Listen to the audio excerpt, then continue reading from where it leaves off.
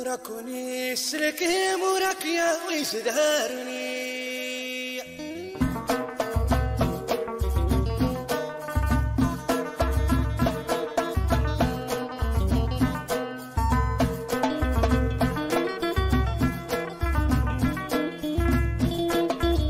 يحكي في الوفودين كاي هيهانني وراكوني السلكيم وراك يا ويش دهرني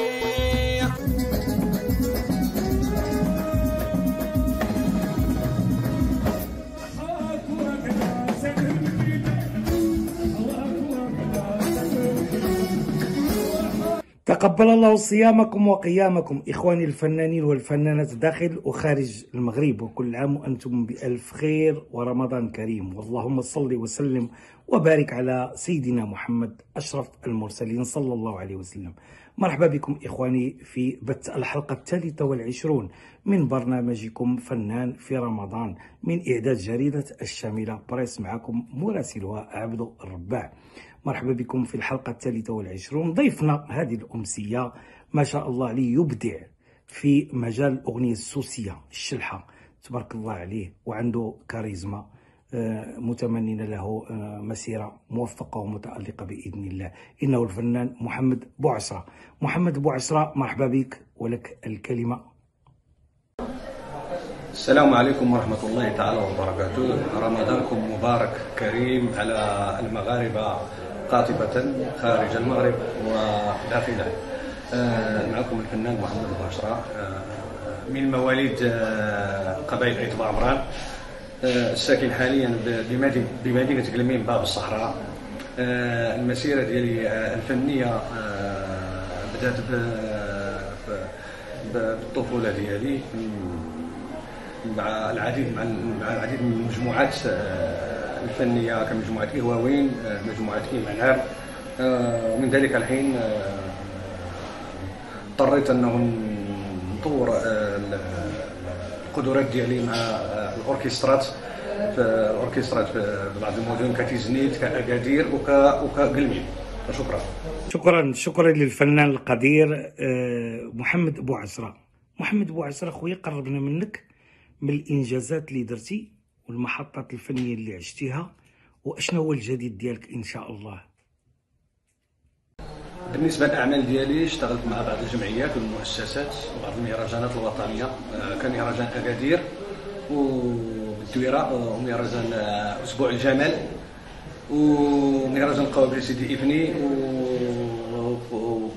ومهرجان بيزاكار نسخته الاخيره ظلال الارقام.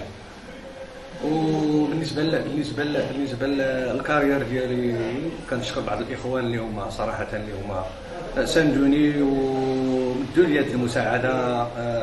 ما نساوش صراحه الدعم ديالهم، فيهم مصورين كيتعاونوا معنا، فيهم ممولين حفلات، فيهم صحفيين. وبرك كنبغي نوجه واحد تحيه فنيه المجموعه ديالي اللي كنشتغل معها دابا، بجميع الاعضاء ديالها، من الاخوان وليد، حفيظ، ايوب والاخ شافعي. انه صراحه يعني الفنان راه ما يمكنش يواكب في الحياه الفنيه بوحده الا كتكون وراه واحد المجموعه منسجمه، وهذا ما كان. شكرا خويا. السؤال الاخير خويا، ما هي النصيحه للفنانين المغاربه قاطبه داخل وخارج الوطن فيما يخص هذا الموج اللي عرفناه مؤخرا ديال الحساسيات وسوء التفاهم، وكذلك عدم المساعدة والتقارب مع بعضياتنا احنا الفنانين. يعني عرفنا واحد بلا صح التعبير وباء داز دخل، وهو ديال شي عنده حساسية مع شي. شنو النصيحة ديال السياق هذا إلى الفنان المغربي؟ بالنسبة للنصيحة ديالي لبعض الإخوان الفنانين والموسيقيين داخل المغرب وخارجه، خص يكون واحد تلاحم بيناتنا، وتكون واحد الأخوة، ويكون أي واحد يبغي الخير لخوه. يعني كنشاركوا واحد الدومين وكنشاركوا نفس الأعمال، كما قال الله تعالى في كتابه العزيز: إن يعلم الله في قلوبكم خيرا يؤتيكم خيرا.